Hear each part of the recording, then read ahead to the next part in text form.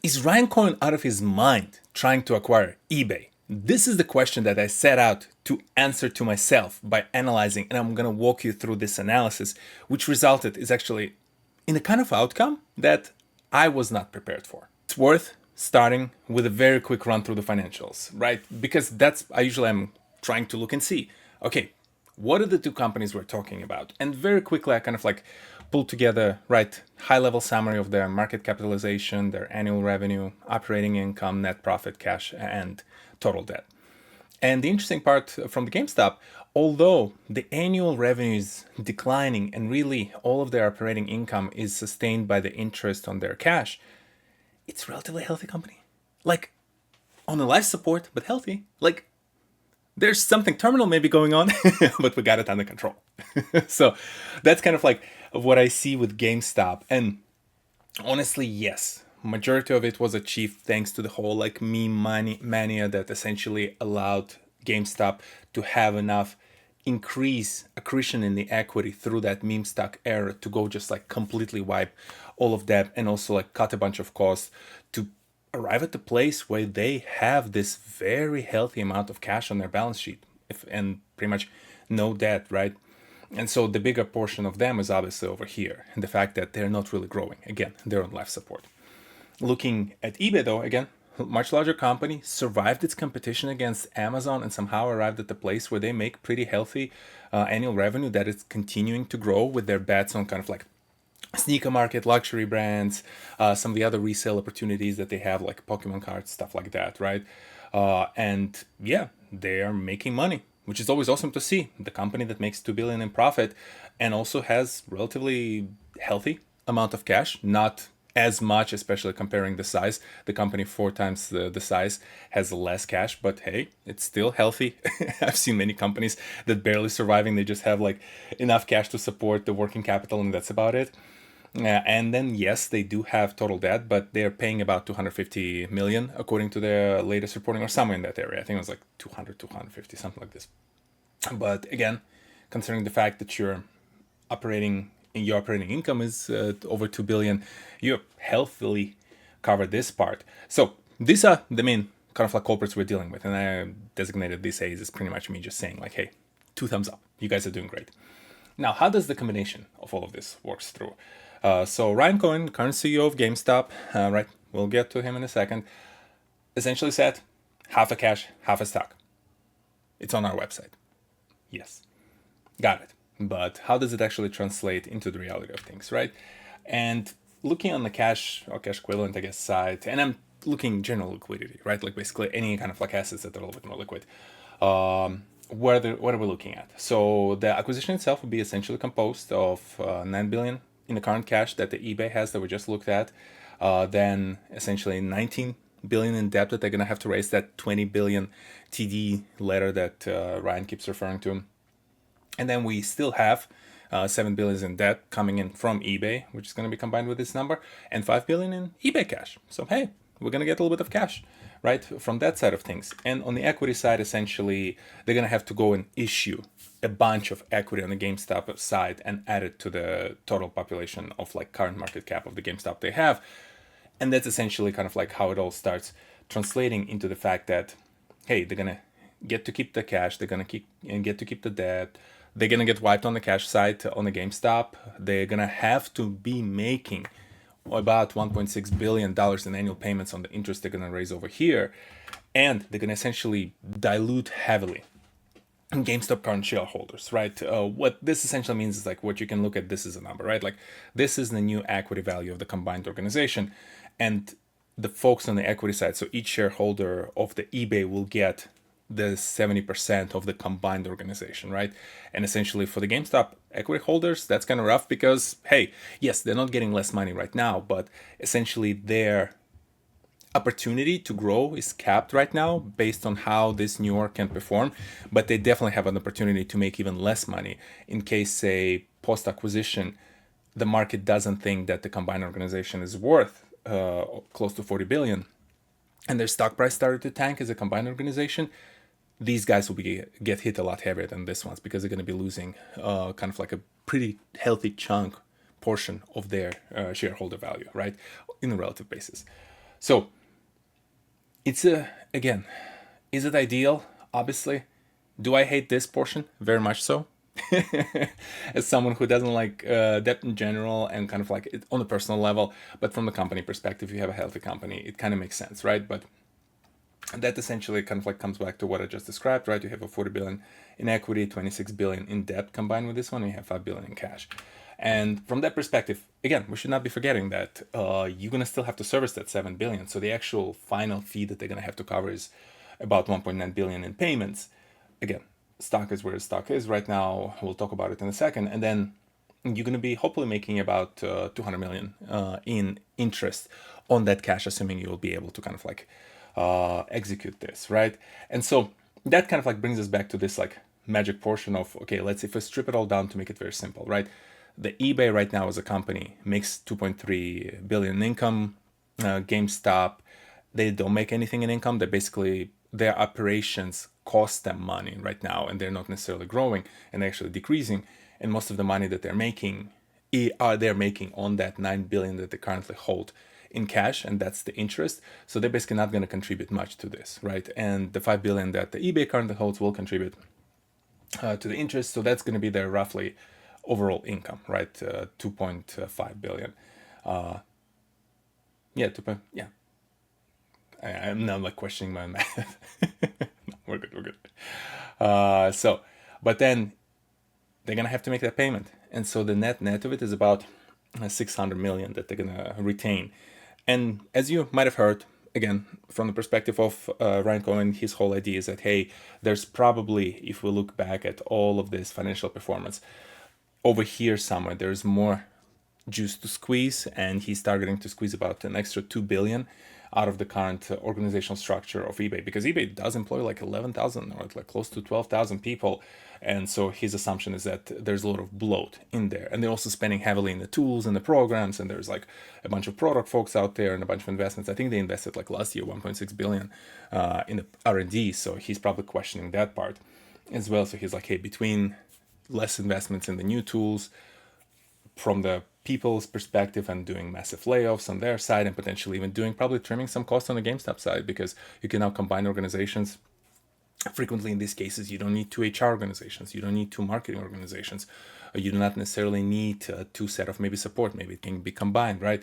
That's the kind of thinking the executives go through, like, hey, where can I trim stuff on both ends? In this case, maybe more heavily involving eBay, because GameStop, assuming where Ryan already got them right now, is pretty lean, right? So there's probably not much fat to trim, but there's probably a lot of fat, in his opinion, over here on the eBay side. And so that's how we get this whole situation to a lot healthier position. And that's where, kind of like, as you look through all of this, the big three questions that I have is really to this gentleman, Ryan Cohen, the CEO of GameStop and potential CEO of the combined organization. Can he close this deal at these parameters? Because it is a smaller fish eating the bigger fish. Who benefits the most? And can he execute, right? And the first two, pretty simple to answer. I do think he can close it. Like, it's kind of crazy considering the fact that like there's a lot of negative signals, say, on the GameStop in terms of the decline. Operationally, it's not there, right? And there's a ton of debt involved. But when taking on a ton of debt stop something like this happening, right? And I'm thinking back to Twitter days, and yes, they've kind of like forced Elon to do it, but like that was a good example where there wasn't necessarily too much proof in the pudding, too much to latch on, but the deal still managed to close. Yes, a little bit of different circumstances. Yes, there was an individual taking over the company, and that company was benefiting heavily, so they kind of like hooked him into it. But I just mean that I have not seen enough of pushback outside of just maybe folks like myself who are like raising their eyebrow, or maybe some of the other creators and analysts, like journalists are asking questions about this. But ultimately, like, if he can find the money, if people are willing to lend him the money, he can close it. And the thing is that he's proven with GameStop that he can be pretty good financial engineer, or at least he has financial engineers on his team who can help him make sure the company can meet their interest payments. And if they've been consistent on the GameStop side with kind of like taking care of that and wiping up the debt and paying it all down, yes, you have to kind of like keep in mind that it was thanks to the meme stock era I think there's enough of question mark there to say, like, you know what? It seems like this guy can execute, and lending him the money for all of this might not be as risky as one might perceive.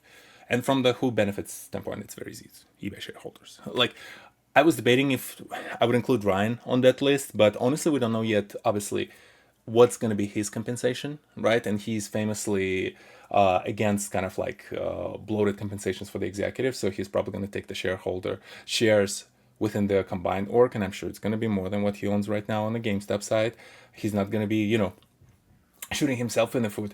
But obviously, at that point, the performance of the company after the acquisition will matter for his own net asset value, right? Or his just general, I guess, asset value. So TBD on his side because of this, but eBay shareholders 100% benefiting because of the fact that they get the cash, right? For the acquisition, they get the majority of the company, so they get to benefit from that perspective a lot. And in terms of can he execute, this was an interesting one for me. Walking into this video, when I was looking at the news, when I watched that infamous, I guess, clip with CNBC about 50 cash, 50 equity, it's on our website. I don't understand your question. I was like, I know the kind of guy I'm looking at. It's one of those like leeches, investor activists who come in, they say that they can do things better. They don't result in anything. They just really want to get a few people on the board, pump the stock and dump it and get out, right? And whatever happens to the carcass of the company happens, right? That was my initial perception. But then I wanted to be fair. Whenever I touch the videos, and no matter, even if personally I look at the individual and I'm like, I'm not sure I'm vibing with you, I want to do my best and go and research exactly like, hey, what they've done in the past. What have they achieved? And Ryan Cohen, if you're not aware, he was the CEO of Chewy. So a CEO and founder. He actually founded the company from what I recall, right? And you can say there was a lot happening from the perspective of, especially after pets.com situation, right? And if you're not familiar, during the whole like initial boom in tech, when every company would slap .com, kind of like AI today, on their company, they would get like some crazy valuation in that kind of like era in the bubble. Pets.com was one of those companies that decided like, oh, we're gonna nail it. We're gonna be able to like ship pets food, dog food specifically, to different people. We're gonna make a crazy business. It was an amazingly popular business. If I recall, they went public, but it went nowhere. It was just like the company that was burning cash and ended up closing eventually. And so he goes and he says, no, I can actually execute this better now. We have better technologies. We're like in 2010s now. We can do it better. And so he started the company. Amazon is there. And it's like, hey, you're competing against Amazon. Like, what the hell are you doing? They have all the power. And you go and you create the brand. You create the operations behind it to sustainably deliver on these subscriptions that people essentially purchase from you. You almost like convert and create like a SaaS-like business out of this model, because a lot of the business what I've seen from Chewy was like on automatic subscription service. They essentially kind of like introduced the subscription box format to the pet food and grooming and all that stuff, right? So they essentially created the business that was very predictable, very sustainable. And from the support perspective, I've heard so many great stories. Chewy is one of those companies, if you've never heard about it, they like would issue you thank you notes if you like some I recall there was like one story of an owner who said like their pet passed away, and he mentioned it to the team at Chewy when his pet, the fact that his pet passed away, so he needs to cancel. They sent him like a beautiful note and everything, and like our condolences, right? They've done so much great things on that perspective. Like they had a ton of positive brand. Obviously, I haven't used it directly personally, but the amount of online buzz I've seen in terms of positivity about the brand before Ryan switched over to GameStop, it's been always great. And one of those things I also read about, one of his directives besides operational excellence, he was also very big on the customer support. And they had the rule that like, hey, customer support needs to pick up like within, I think, 6 seconds, 24/7, which is amazing. And I'm a big fan of that. Like for anything inbound, I always say you want to pick it up in 30 seconds or less, because I've seen data on how big of an impact it makes when the actual human being picks up the phone and answers, whether it's a support side or whether it's an inbound on the sales side, right? So I actually agree with all of it. Like when I was reading it, I was nodding. I was like, this is the right way of setting up the company. This is how you create the business that he then sold, right, for billions of dollars. And so looking at that side, and then you can compare and say like, hey, but the GameStop, it was all about the memes. Like the company's not really growing on the side, but he tried to apply the same logic right to it, and he tried to replicate what he's done with Chewy with GameStop, and it failed. And the dude pivoted. Like he pivoted and he said, okay, I cannot make it operationally sustainable, so you know what, I'll at least make it, again, turn on the life support and make sure this thing doesn't die, right? And he kind of did it. Like again, thanks to the meme stocks, it helped. But what is luck but not the preparation meets an opportunity? The dude was prepared. There was an opportunity. He met it. He took advantage of it. And he actually sustained the business, and otherwise probably crashed and burned by then under different management, right? So, and I was sitting there as I was like thinking through all of this. I was like, crap, I'm actually kind of like starting to sway in the direction of like, this guy might make it happen. And that's what I'm saying. Like, I had to go through this thought process, but I want to be fair to it, right? Like, would I be friends with the dude based on what I've seen on some of the stuff? No, probably not. Would I trust him with this kind of transaction? Maybe, and that maybe is like slightly having a hint of yesish. Here's why. I do believe strongly from after like I've been working in different types of corporate America, right? From the startups all the way to the massive companies with like tens of thousands of people in them for about 15 plus years. And I've seen enough situations where a lot of these major corporations, especially when you start talking about like thousands and tens of thousands of people working on them, there is a ton of bloat. There is a ton of things happening in those companies that can be done way better, right? But there's a lot of this politics, and there's a lot of this performative stuff before the executives, before your bosses.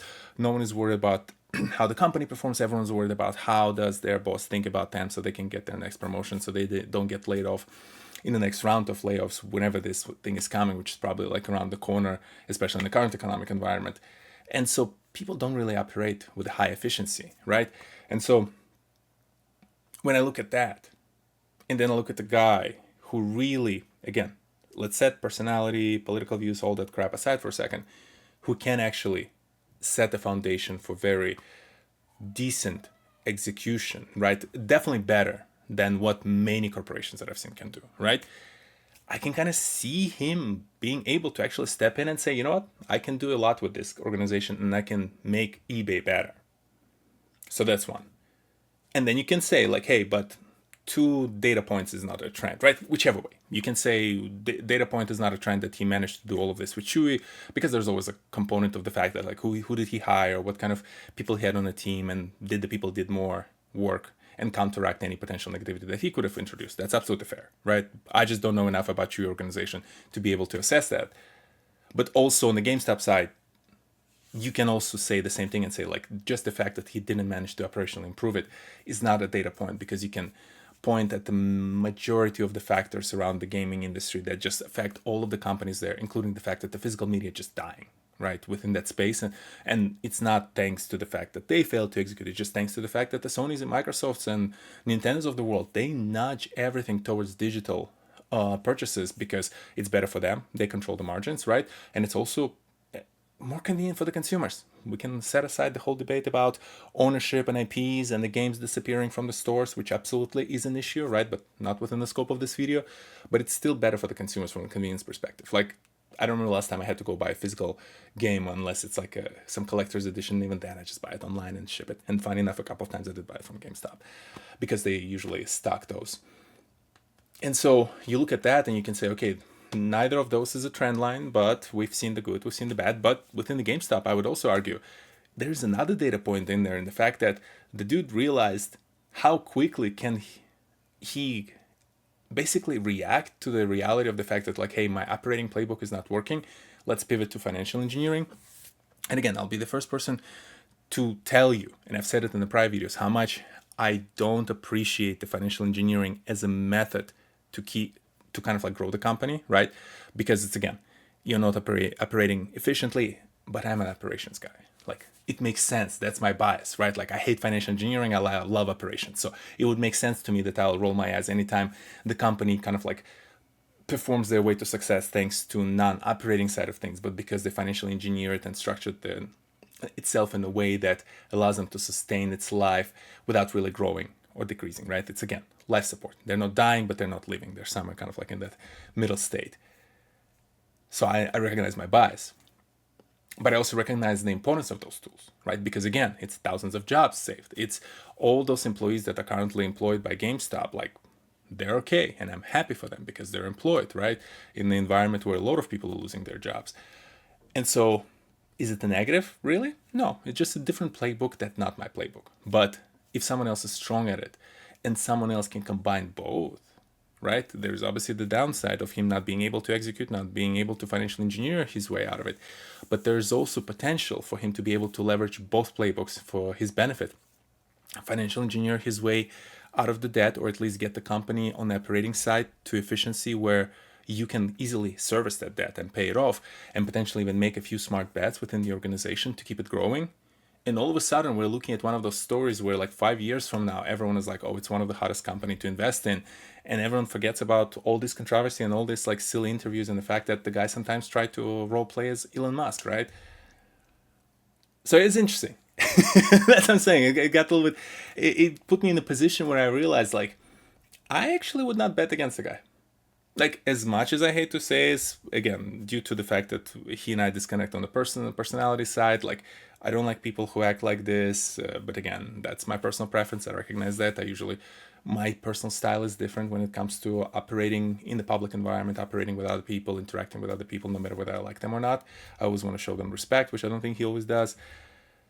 But then also, again, maybe like political views were definitely disconnected. But from the other part of things, if I like, again, strip away all of that stuff, focus just on the day-to-day business, I think he has a shot, genuinely. So if I would have to say today, assuming he manages to secure everything he needs to close it, I would actually give him like at least 70% chance of turning the combined organization into something that can actually outlive at least the timeline of GameStop, right? And that's a final consideration. It's important to mention there. I think, although I said eBay shareholders benefit from this long term, GameStop shareholders all of a sudden have potential for some sort of uptick, right? Because again, in the past, they only benefit from the stock increases thanks to all kind of like meme stock era. In this case, because of the fact that I'm sure there is a bloat in eBay, and I'm sure there is an interesting ways by which you can improve eBay and make it operationally sound and more profitable than when it even better than where it is today. GameStop shareholders now get to participate in that upside. I mentioned there is a downside to their side, but they are definitely now having a bigger aperture towards the success. And eBay, yes, they take on some sort of a risk, right? They now own majority of the company as eBay shareholder, but honestly, they might also benefit from the fact that, like, despite all this controversy around it, and despite the fact that they are going to take on additional 19 billion in debt, they might still be in a position now to grow beyond where they are today. So it's an interesting one. So because of this, I'm now, especially after going through this process, researching this video, doing my research, I'm cautiously kind of optimistic about where this might go. Again, all of this can come crashing down in case they realize that they need to put up the equity, and I don't know, like TD loan falls through and people don't want to loan money to him, or like the GameStop stock keeps plummeting, so they have to keep issuing more and more equity to kind of like compensate and pay for the organization, and then operationally they don't succeed because turns out eBay actually don't have really that much of a bloat, or they cut too many things and too deep into the bone, and it's somehow the eBay stops operating correctly, and then I don't know, interest environment changes completely. They cannot make the same amount of money on their cash, and they have to pay a lot more on the debt side. Like, ton of things can go wrong. But just from the perspective of the mindset that I had when I walked into the video versus the mindset that I now have, now that I'm done researching and now that I'm recording this video, shifted drastically. And so I guess because of this, I have a little bit of sense of optimism, but I'm now gonna, I think, pay a lot closer attention to this whole situation, because my aperture on it was pretty much through the Twitter feed and all the memes around it. But now that I kind of like had a deeper look into the entire situation. I appreciate the completely new perspective. And I hope now that you heard me talk about this, you've seen some of the things that I've shown, your perspective also at least slightly changed. Again, not telling you should run there and buy either of the stock and hope that they're going to appraise. It's not the financial advice. But just saying that, hey, sometimes it's worth to look beyond some of these memes and beyond some of these like snippets of the interviews that we see to actually assess how big of a chance a certain individual has when it comes to execution of these kind of deals. So it was a fun one. I enjoyed it. I hope you did too. I'll see you next Saturday. Peace.